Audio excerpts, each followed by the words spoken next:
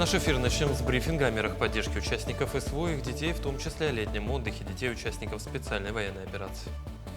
Одной из действенных мер поддержки семей участников специальной военной операции является организация отдыха и оздоровления детей в лагерях республики и за пределами республики.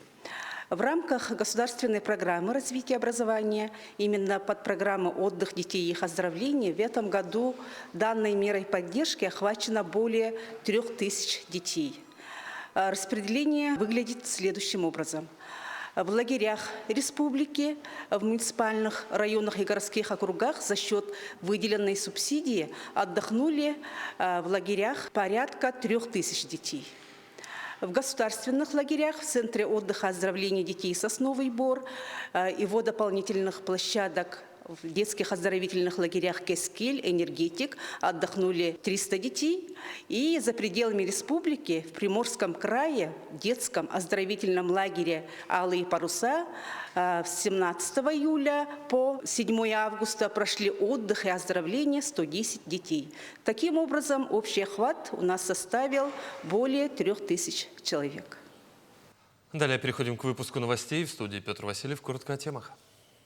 В Якутии продолжается работа по стабилизации ситуации с топливообеспечением. Для сокращения очередей в столице республики увеличить число автозаправочных станций. Третий фестиваль культуры и спорта провели в Верхневилюйском Улусе на минувших выходных. Объединились в 22 команды выпускники школ с разных районов. Якутские мастера заняли призовые места на 21-й международной выставке ярмарки в Красноярске, куда направилась делегация из более чем 120 специалистов.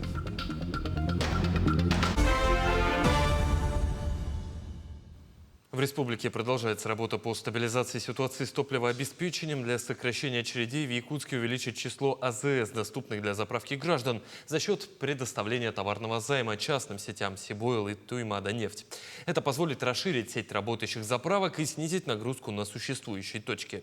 Сам займ предлагает передачу топлива частным операторам на условиях последующего возврата, что даст им возможность увеличить объемы продаж без дополнительных финансовых затрат. Ожидается, что уже в ближайшее время дополнительные АЗС начнут работать в полном режиме, особенно в районах с наибольшим спросом. Глава республики подчеркнула, ситуация с топливом остается под контролем. Власти ведут переговоры с федеральными поставщиками о наращивании поставок в республику, чтобы стабилизировать рынок. Мы встречались и с руководством Федерального оперативного штаба, с вице-премьером Александром Ильичем Новиком. Есть понимание, что ряд заводов сейчас после ремонтов как раз уже начинают работу. И сегодня решены главные вопросы для нас. Это в первую очередь вопросы северного завоза. Мы по северному завозу в Арктику всю необходимую номенклатуру нефтепродуктов уже отгрузили. Конечно, я понимаю людей, которые вынуждены часами стоять в очереди, но надо понимать, что идет война. Враг не дремлет, враг именно бьет по самому больному. И в этих условиях надо сохранять выдержку и спокойствие. Ну а с точки зрения, еще раз говорю, отгрузок, то мы сейчас в пути уже видим достаточное количество топлива, которое нам позволит, по крайней мере, пусть с ограничениями, но в ближайшие месяцы нормально обеспечивать топливом центральную часть Якутии. В Якутии действуют 59 лесных пожаров общей площадью более 1 000 000 гектаров. За минувшие сутки специалисты обнаружили еще 2 новых очага в Оленюкском и Нюрбинском районах. Один пожар удалось полностью ликвидировать. Сейчас тушение продолжается на 9 объектах, 3 из которых уже локализованы. В борьбе с огнем задействованы 232 человека, 21 единица техники, а мониторинг территории обеспечивают 14 воздушных судов и наземные патрули. Всего же с начала пожароопасного сезона в регионе зафиксировано 512 лесных пожаров, которые охватили свыше 1,5 миллиона гектар. На тушение лесных пожаров привлечено 519 человек и 35 единиц техники. Также на удаленной территории действует в зоне контроля 50 лесных пожаров. Данные пожары угрозы населенным пунктам и объектам экономики не представляют. Данные пожары приостановлены тушение по решению КЧС. Чрезвычайная ситуация в лесах регионального характера на территории республики сохраняется. Также особый противопожарный режим также сохраняется, поэтому просим граждан соблюдать меры пожарной безопасности в лесу. Всего за 4 дня в Якутске завершили аварийно-восстановительные работы на отрезке улицы Кирова, где ранее просело дорожное полотно. За это время специалисты укрепили основания над подземными сетями, уложили свежий асфальт и нанесли разметку. Движение уже открыто. Причиной повреждения стали движение тяжелой техники и потепление грунта. Городские службы продолжают и плановый ремонт. Из 15 тысяч квадратных метров повреждений уже залатали 13. Оставшуюся часть доделают осенью. В этом году у нас очень, в принципе, удачно все произошло, потому что у нас было порядка 10 подрядных организаций, которые выставляли по 2, по 4 бригады. Да, то есть оперативно мы выходили. Сейчас, конечно, на завершающей стадии уже работы, и осталось чуть меньше, как я сказал, 2500 квадратных метров, которые мы добьем в осеннем сезоне. Это уже последний завершающий штрих, и потом уже на зимнюю эксплуатацию дорог уже перейдем. В преддверии Дня государственного флага Российской Федерации в Центре духовности имени Семена и Сафрона Даниловых в селе Бердигистях прошла совместная ярмарка вакансий и торговли, где главный акцент был сделан на содействии занятости населения и развитии местного производства. Для студентов и старшеклассников была организована бесплатная профориентационная диагностика, благодаря которой молодые люди получили ценные рекомендации по выбору будущей профессии. Соискатели и начинающие бизнесмены смогли посетить подробные консультации по заключению социальных контрактов, а также получить бесплатную юридическую помощь от специалистов Центра «Мой бизнес». Вот сегодня с утра мы работали, пришли очень молодые, очень талантливые, по-моему, специалисты, уже нашли учителя английского языка в Атамайскую школу.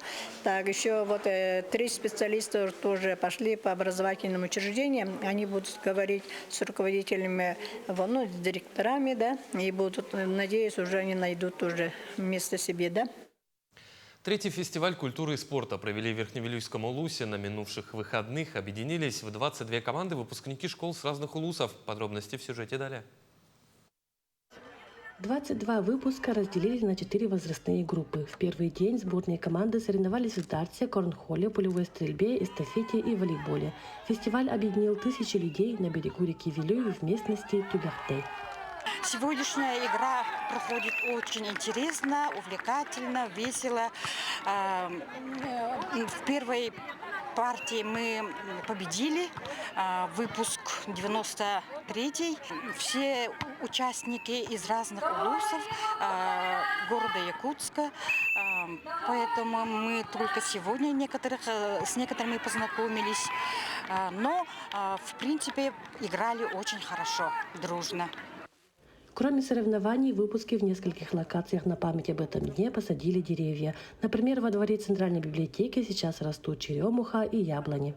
Вот, пускай эти деревья будут свести на долгие года и будут напоминанием, что мы здесь были. За этот праздник, светлый праздник фестиваля выпускников будут напоминать нашим детям, внукам. Вот, и пускай приживутся, как на родной земле. Второй день был не менее насыщенным. Провели конкурсы по вокалу и танцам, показали множество костюмов разных народов мира. И мы очень рады, что наш танец понравился всем. И костюмы шили сами. И сами уже выбрали цвет, какой выбрать. Костюм, который вот у нас на них сшито нашими руками, простым швом. И украшения тоже придумали сами на основании исторических документов. Поэтому мы очень рады, что у нас такой хороший танец получился. Каждый выпуск показал, что сплоченность и дружба – это огромная сила. После награждения победителей объявили, что следующий фестиваль пройдет в Амгинском улусе. Валерия Золотарева, Александр Адамов, Верхневилюйск. Между тем, до школы осталось совсем немного времени. В Усть-Алданском комплексном центре социальной защиты населения вновь запустили добрую ежегодную акцию «Помоги пойти в школу».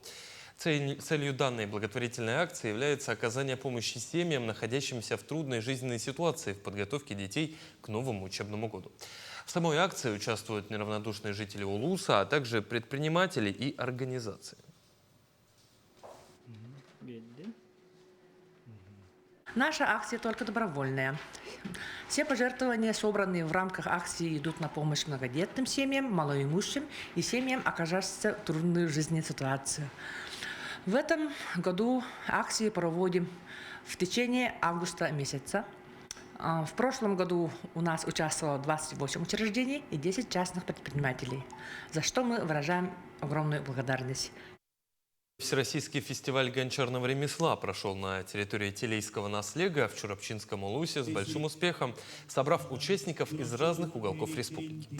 Этот фестиваль телейцы провели, выиграв грант президента России. Автор и руководитель проекта Евдокия Аржакова открыла автономную некоммерческую организацию «Центр творчества Телейского наслега» и получила грант в размере порядка 1 миллиона рублей.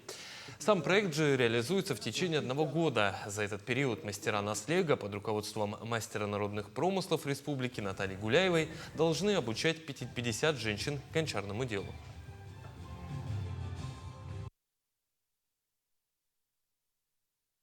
В нашем фестивале в этом году приняли участие более 100 участников. Были конкурсы по референсу из книги Андрея Андреевича Савина «Гончарное ремесло якутов», который вызвал интерес у многих участников. Также был конкурс по готовым работам из его книги. Были конкурсы изделий из керамики, фигуры лошадок, коровушек. Также были научно-практические конференции для детей. В следующем году мы планируем такой же фестиваль. Приглашаем всех керамистов Якутии. Между тем, якутские мастера декоративно-прикладного искусства заняли призовые места на 21-й международной выставке ярмарки «Сокровища Севера. Мастера и художники». Само мероприятие прошло в Красноярске, куда направилась делегация из более чем 120 специалистов из 20 районов республики. На выставке они показали уникальное культурное наследие коренных малочисленных народов Севера во всем его многообразии. От национальной одежды и украшений до картин и художественных и музыкальных представлений. Ярмарка стала площадкой не только протяжения культуры, но и обмена опытом по ее сохранению. На этих площадках мы делились опытом нашей работы в области устойчивого развития коренных малочисленных народов Севера. Этот форум был международным, порядка 20 стран участников приехали из разных стран, это и Латинская Америка, это и Африка, там, где проживают коренные народы. Вот, они все приехали в Красноярск, и мы делились опытом в области традиционных знаний коренных народов по биоразнообразию, изменению климата, по тем вызовам, которые стоят перед коренными народами и так далее. Это были все новости к этому часу. До встречи в дальнейших эфирах.